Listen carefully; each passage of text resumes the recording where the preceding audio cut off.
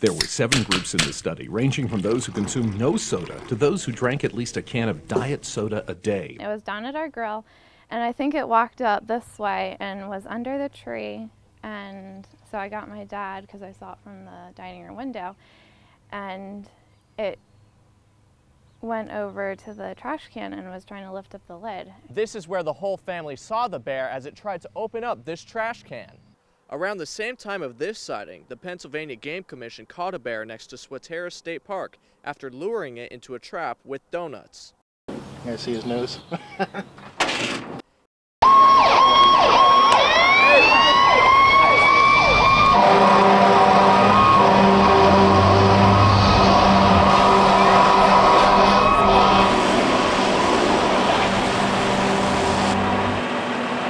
Join with me in one moment of silence for the officers that we have lost, and also for the brave acts of yesterday, May the 1st, and the capture and death of the terrorist Osama bin Laden.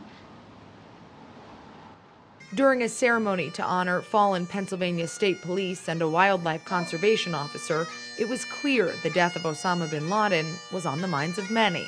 Since the 1940s, the state has been collecting unclaimed funds belonging to residents of Pennsylvania. One of the programs we have is the result of one of the oldest consumer protection laws in the country. That law is one that requires companies to turn over unclaimed funds to the Pennsylvania Treasury after 5 years of inactivity. The state then needs to make an ongoing effort to return that property to the rightful owner. We want this money back in the pockets of the people to whom it belongs, and we want it in the economy of Pennsylvania.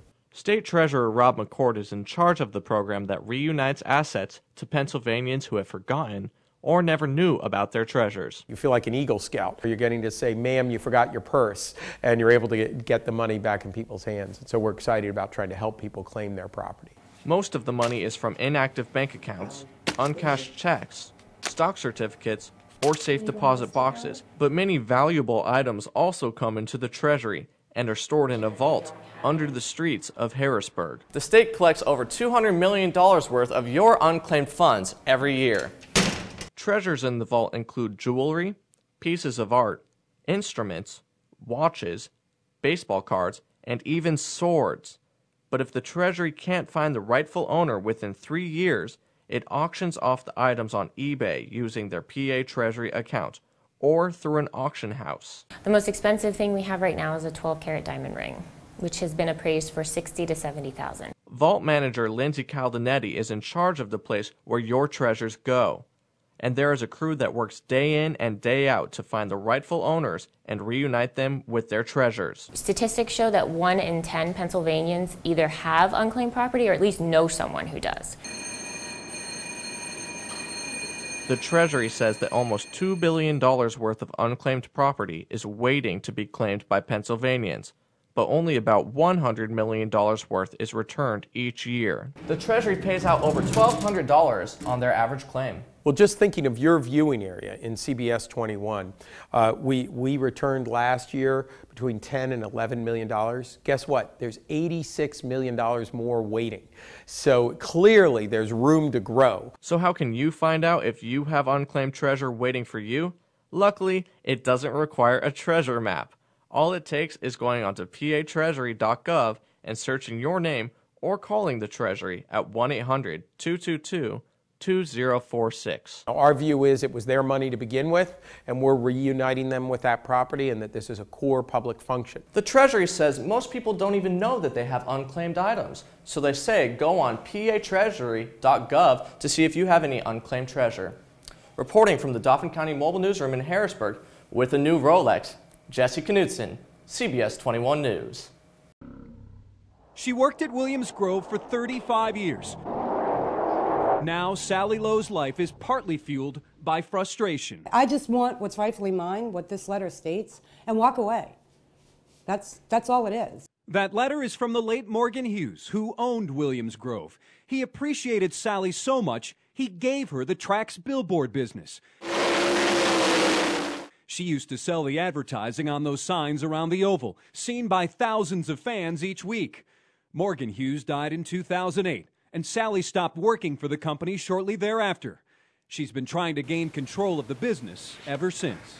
I hear the races Friday night from my house. Of course, every Friday, you know, it's back again, and it sits in my mind. Why can't this be done? The billboards generate about $30,000 a year, according to Sally, and she is willing to accept a fair overall value of the business. There is a sense of urgency because her loving husband of almost 40 years has cancer.